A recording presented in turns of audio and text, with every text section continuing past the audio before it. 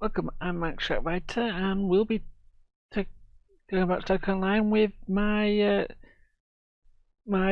T6 T6 ship Tier 6 ship recommendations as of the Black Friday 2020 sale, and I'm using this Black Friday 2020 sale as a excuse to produce this list, not as a reason for what I recommend buying, but still, I recommend buying these ships anyway.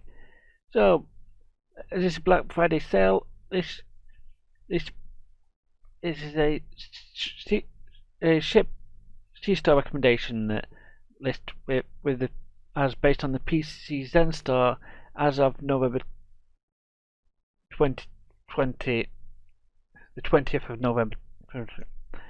Most of these ships recommendations will be for the newer player, since very few items will, particularly ships, this guide will be fine for well after the sale. All prices shown will be at the full non-sale price. And if people are asking, why does this thing look familiar?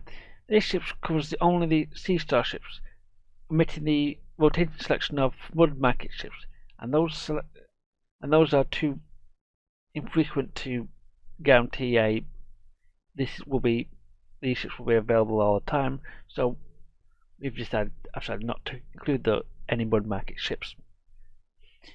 These ships are considered great by many who own many of the C-Star ships, and I own most of these I've suggested, and I can see the reason why other people have suggested the ones that I don't own or fly.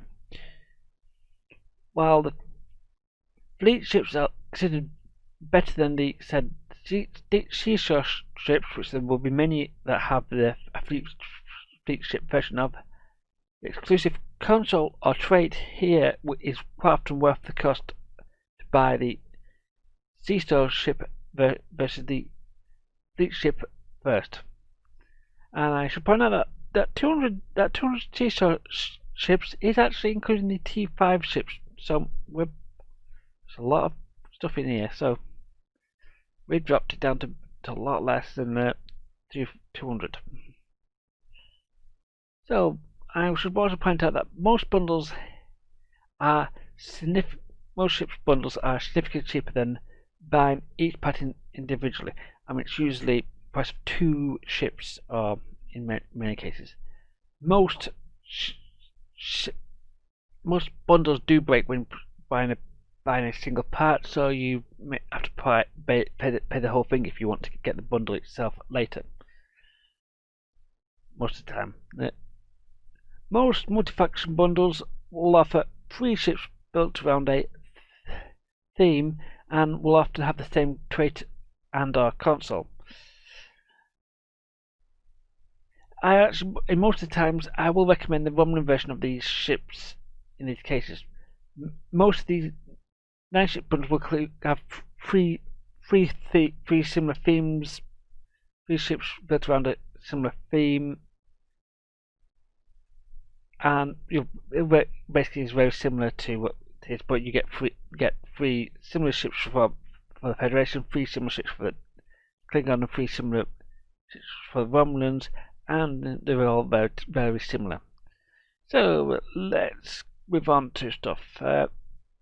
Science, something I haven't shown in the Let's Play, but science is often about control, and builds often work very differently to the weapon-heavy tanking or DPS builds.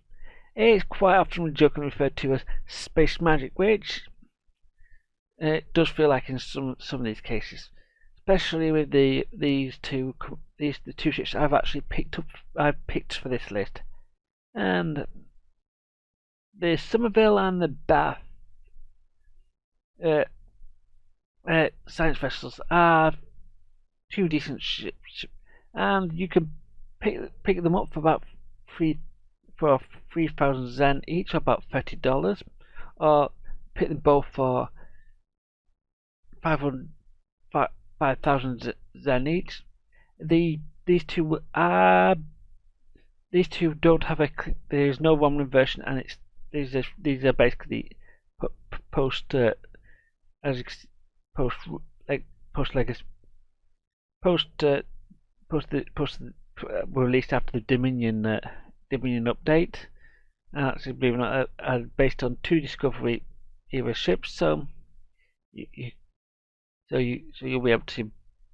Anyway, these 2 ships are very decent science ships, and does well for producing exotic damage. I've got really well with it, and we've got the big thing is about this one is spore infused anomalies. Science and intel abilities cause your anomalies to deal damage when you activate a science or intel ability. You will create a electrical damage storm around your anomaly, and it drops the enemy power levels down for about 20 seconds. The actual things that the actual power level is not known because it's based on your stats. I use it built around Gravity Well, which is very good, especially with the next ship I've got down. But you can actually use it with various other abilities, including chromatic conversion field, ionic turbulence, subspace vortex, timeline collapse, and Titan's Rift, and very cold in space, which is an event store ability. I actually use both Gravity Well and Subspace Vortex with the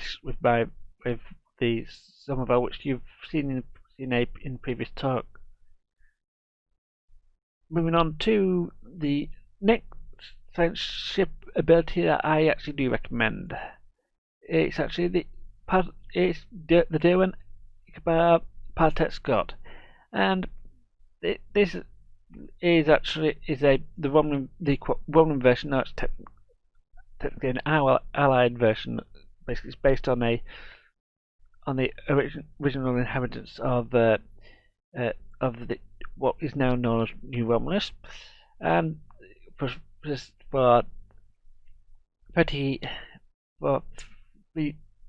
3,000 Zen, this is a nice. It's a nice escort with a nice science focus. And if you were to, and I do actually recommend looking at the Allied Pilot Escort Romulan Legacy bundle, which is a mouthful, but you do pick up another ship that I've got on this list.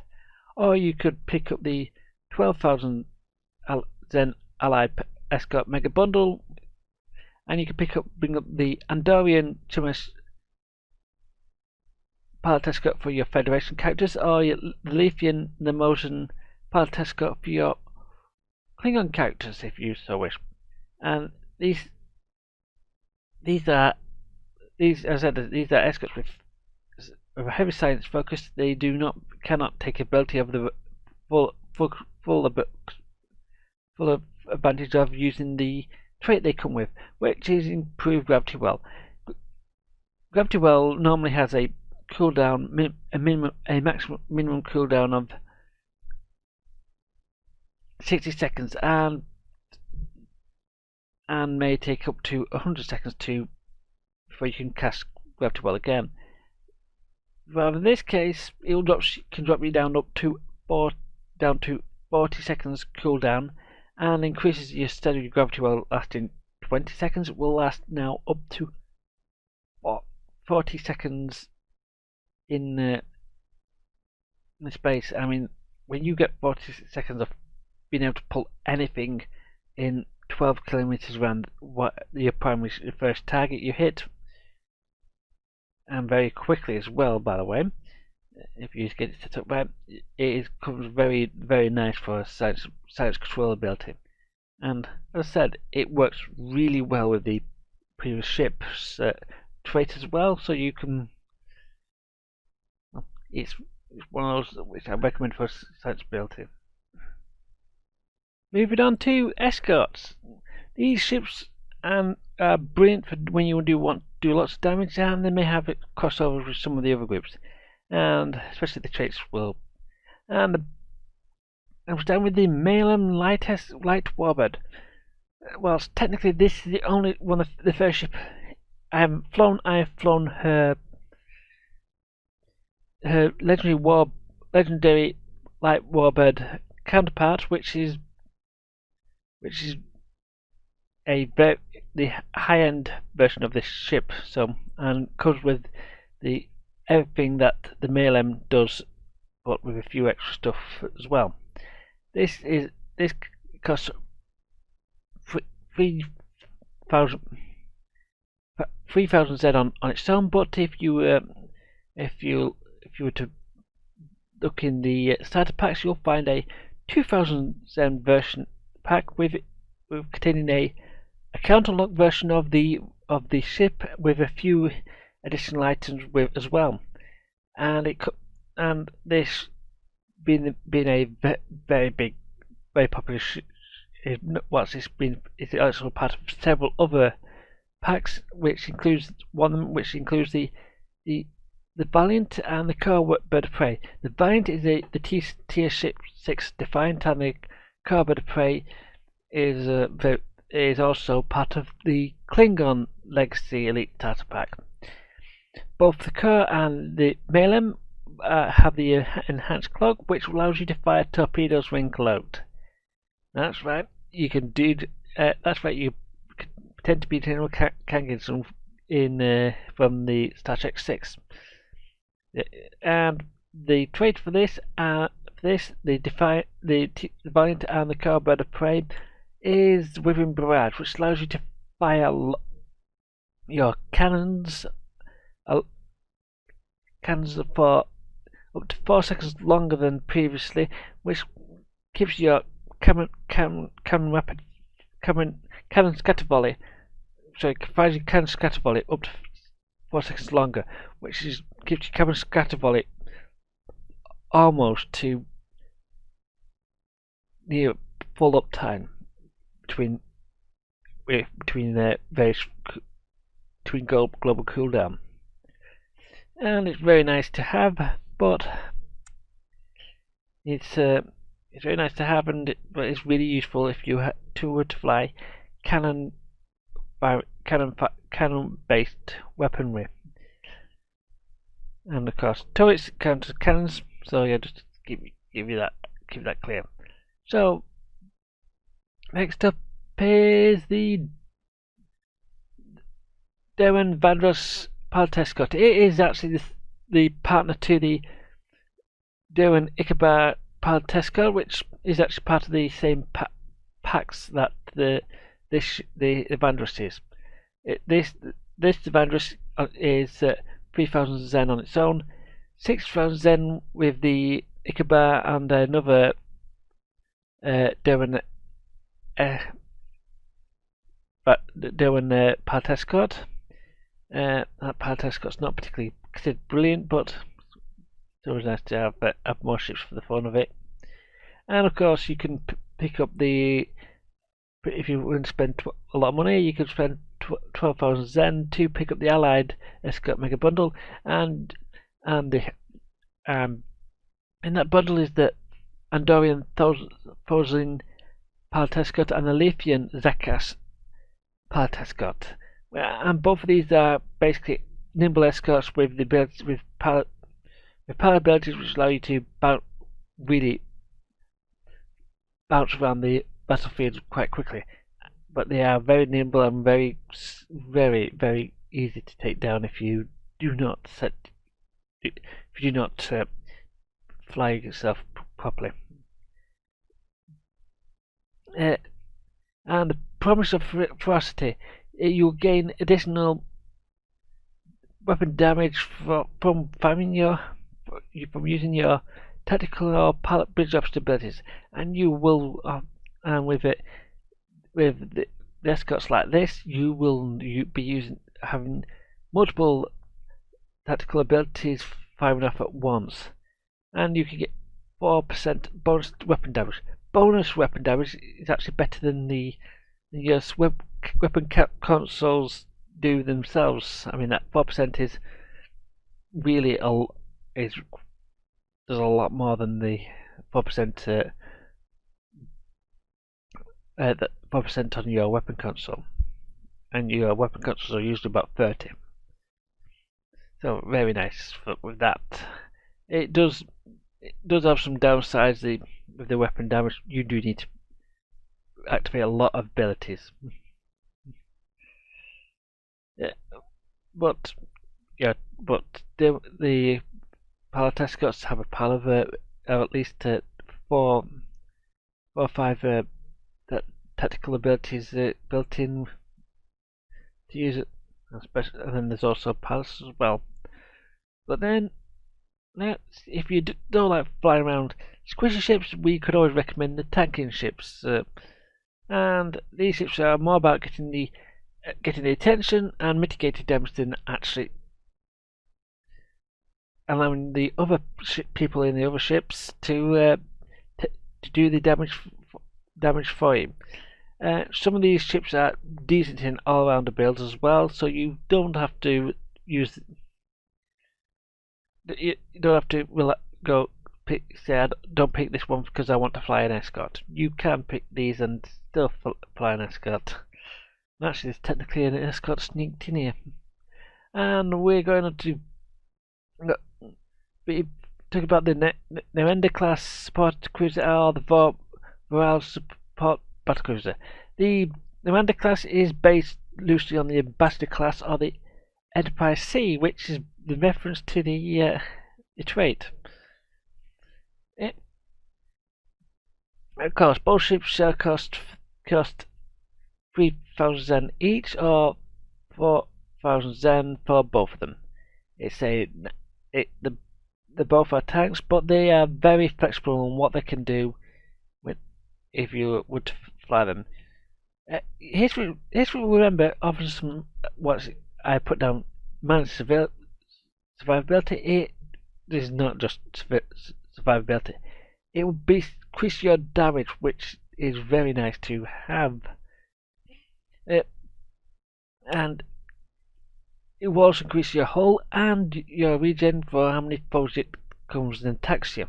So it's very much a attacking trait, because you basically increase your, if you're to use threatening stance, which is an ability that all ships have, and if you have that active, you'll gain 10% threat generation for anyone who attacks you. So you get pretty much the center of attention, and you also have the ability to shrug off a lot of that damage. This is a ship, the only one of the few ships on this list I've not flown or flown a partner to. But the next ships I do actually have flown is the Margu Heavy Warbird. She's technically a destroyer / escort, but she's a heavy bird, but she's technically not a tank, but she comes with it in the cross faction battlecruiser bundle, which is basically, but again, 300 Zen for this girl on her own, but 6,000 Zen for this girl and the two ships I'm going to cover next. It's because this is a DPS ship with quite a bit of bulk. This ship comes with the emergency weapon cycle, which allows you to use on the triggering power to emergency weapons. Emergency power to weapons will reduce your weapon cost and increase your firing rating speed, and it's about basically drops your weapon power cost for about 30 seconds for every time you trigger emergency power to weapons, and emergency power weapons last 30 seconds, so it really does. And you gain 20% firing cycle haste for energy weapons as well. So you really they really do feel very nice to have. The console ability for the blade as a shielding applies a temporary shield around your secondary shield around your ship, which allows you to absorb a good chunk of damage with. And once it finishes, it restores your shields and hull. So it's very nice to have if you're having trouble surviving. And moving on to what has been considered by many the standard ship to grab, which is the Arbiter, which is basically the same bundle as the Morrigu. It's I can't really go much into it, but these are tanks with DPS focus, and they actually are from the same bundle and have the same traits and consoles as the Morrigu. So these are technically a free pack, which I'd recommend. Not because they're free pack, but they are because you can more free pack if you don't like the previous one. I'd recommend these if you don't. And of course, buying two, you can get the third for free. As long as you buy the two in the bundle. And moving on to the new ship is the Gagarin Milko Worker Battle Cruiser, or the Kug Milko Worker Battle Cruiser. These are not part of a standard pack set, but I've actually picked this one up as well. And actually, we've flown her for quite a few for season of the in the Delta Quadrant. She had the Discovery skin on it, as these two are basically Discovery era ships, based on Discovery era ships, which was seen in the Star Trek Discovery season 1. They cost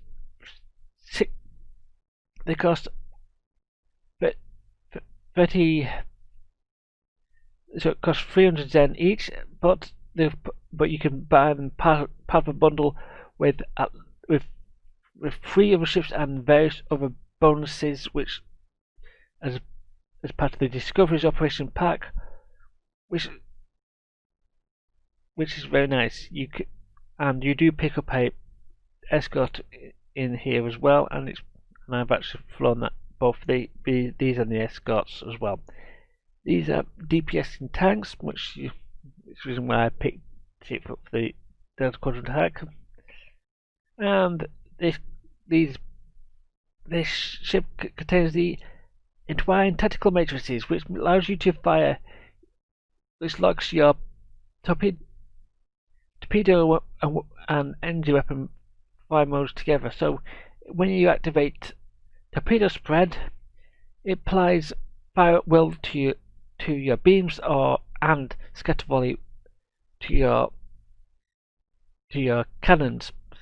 So you can literally go fire everything. And if you were to activate fire at will or scatter volley, your torpedoes will gain torpedo spread as well. And it's pretty decent, because you can, if you need to, you can use this as a quick. You can use it to enhance your torpedoes without needing to put a torpedoes ability onto your ship, which in some cases you do need for if you were to use a science heavy build. And I think that's more or less it for the moment. This has been Mike White. See you guys next time.